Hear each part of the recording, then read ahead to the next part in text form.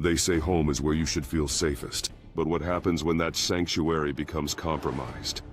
Today, I'm going to share a true story that will make you double-check your locks tonight. This is the story of Megan, a single mother who discovered that sometimes our paranoid thoughts aren't paranoid enough. Picture this, a 100-year-old house complete with all the characteristics that make vintage homes both charming and slightly unsettling.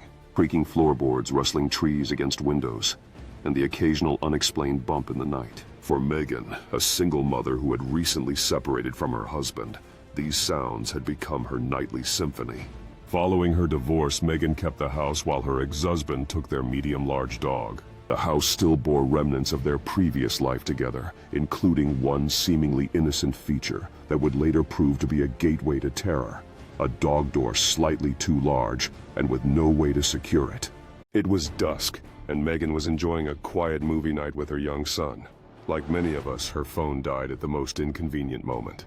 As she ventured into the kitchen to find her charger, something stopped her dead in her tracks.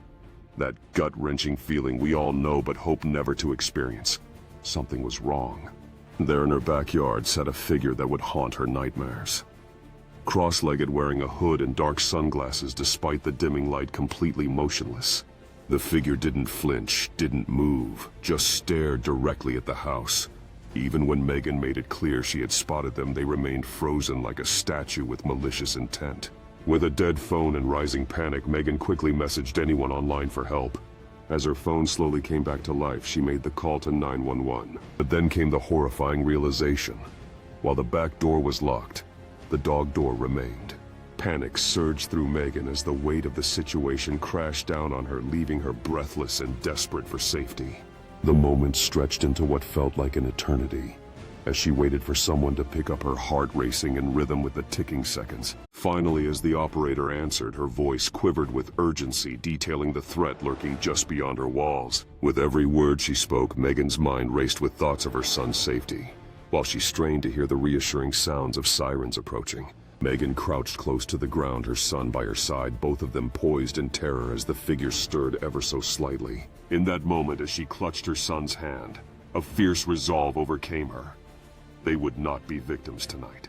A shadow flickered in the corner of her eye, causing Megan to lean out just enough to catch sight of the approaching police car.